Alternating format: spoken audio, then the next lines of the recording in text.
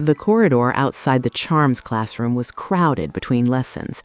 Harry stood near the wall, waiting for the Ravenclaws to file out so the Slytherins could enter. Flitwick's high voice carried through the doorway, cheerful and rapid. Draco was ahead, talking to Daphne about something Harry couldn't hear. Crabbe and Goyle flanked them like furniture. Theodore Nott stood a few paces back, alone but near enough to be part of the group. Harry stayed where he was. The Ravenclaws emerged in a cluster, robes blue-trimmed, voices quieter than Gryffindor's but still animated. One of them, a tall boy with dark hair, wasn't watching where he was going. He collided with Goyle. Books scattered across the floor. "Watch it," Goyle muttered. The Ravenclaw boy crouched to gather his things. "Sorry, didn't see you." "That's the problem," Draco said, his voice light but sharp. "Your lot never do." The Ravenclaw looked up, frowning. "What's that supposed to mean?" "Means you walk around here like you own the place." Draco's smile didn't reach his eyes. "Maybe try paying attention." A few other Ravenclaws had stopped now, watching. One of them, a girl with short hair, stepped forward. "He said he was sorry. Let it go." "We will," Daphne said smoothly, "once he picks up his things and moves." The Ravenclaw boy's jaw tightened. He grabbed the last book, stood, and shouldered his bag. Whatever. He turned to leave. As he did, his bag caught Draco's shoulder. It might have been an accident. Draco grabbed his wrist. "Careful," Draco said quietly. The corridor went still. The Ravenclaw pulled his arm back. "Get off me." "Say that again." "I said get off." "Problem here?" Professor Snape appeared at the end of the corridor, robes billowing behind him. His expression was flat, his voice colder than the dungeon air. Draco released the boy's wrist immediately. The Ravenclaw stepped back. "Mr. Malfoy, explain." "He wasn't watching where he was going, Professor. Knocked into Goyle, then tried to shove past me." The Ravenclaw boy's face flushed. "I didn't shove." "Enough." Snape's gaze moved between them, slow and deliberate. 5 points for Ravenclaw for inattention in the corridors. Move along. The Ravenclaw stared. "Now," Snape added. They left muttering among themselves. The short-haired girl glanced back once, her expression tight with something Harry couldn't name. Snape turned to the Slytherins. His gaze swept across them, Draco, Daphne, Goyle, Crabbe, and Nott. Then Harry. He paused. It was barely a second, but Harry felt it. "Inside," Snape said. They filed into the classroom. Harry took a seat near the back. Nott sat beside him without speaking. Flitwick was already at the front, arranging feathers on each desk. He beamed as they entered. "Ah, Slytherins, wonderful. Today we'll be practicing the levitation charm, Wingardium Leviosa. Enunciation is key, as is the wrist movement. Watch closely now." Harry tried to focus, but his thoughts kept drifting back to the corridor, to Draco's hand on the Ravenclaw's wrist, to the way the other Slytherins had closed ranks without question, to the way Snape had looked at him. After charms, Snape was waiting outside the classroom. "Slytherin first years. A word." The others stopped. Harry's stomach sank. Snape gestured down the corridor, away from the other students. They followed in silence, Draco at the front, Harry at the back. Snape led them to an empty classroom and shut the door. He didn't sit. Neither did they.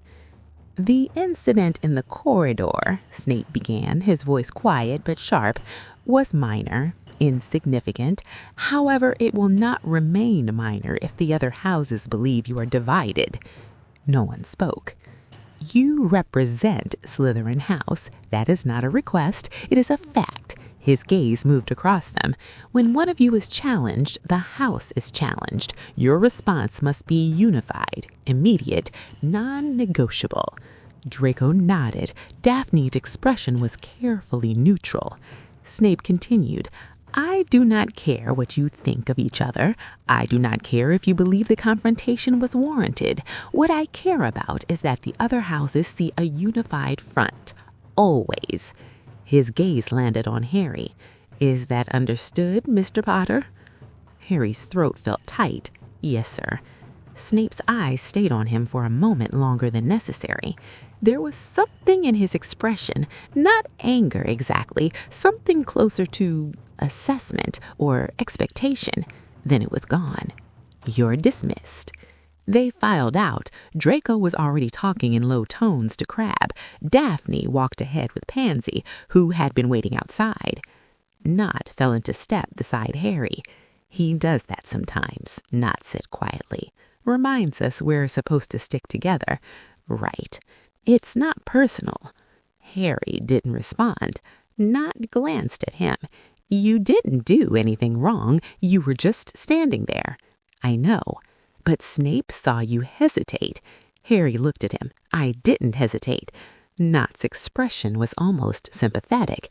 "You didn't step forward either." He walked ahead, leaving Harry alone in the corridor. The library was quieter than the common room. Harry found a table near the back, half hidden by shelves of dusty Transfiguration texts. He pulled out his defense against the dark arts essay and stared at the blank parchment. When one of you is challenged, the house is challenged.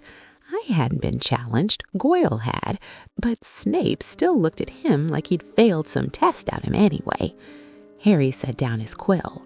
He didn't want to be part of a unified front. He didn't want to close ranks around Draco grabbing someone's wrist over a bag hitting his shoulder. But he'd stood there, silent, and that apparently was the same as agreement. "Are you using this chair?" Harry looked up. Hermione Granger stood beside the table, a stack of books in her arms. She hesitated, then sat down across from him. She arranged her books carefully, opened one, and started reading.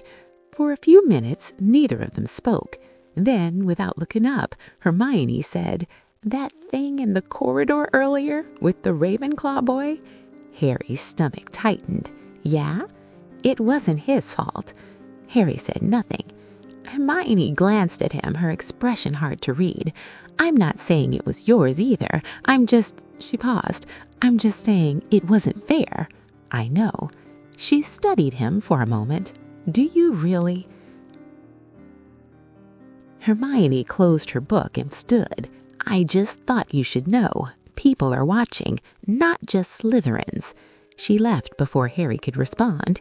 He sat there staring at the empty chair across from him. That night, the common room felt smaller.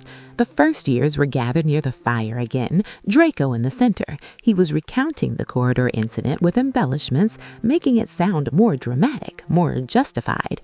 And then Snape showed up, took one look and docked them points, knew exactly what happened.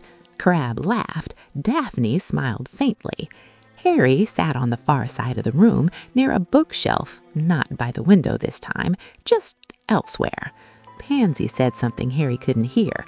Draco responded, and the group laughed. No one looked at Harry, but he could feel it, the shape of their awareness. They knew he was there. They knew he hadn't stepped forward, and they'd closed the gap where he might have stood. Harry pulled out his defense against the dark arts essay again. The parchment was still blank. Across the room, Draco's voice carried, confident and easy. Harry had complied. He'd stayed silent. He'd stood with the house. But it didn't matter. Compliance wasn't the same as belonging. And they all knew it.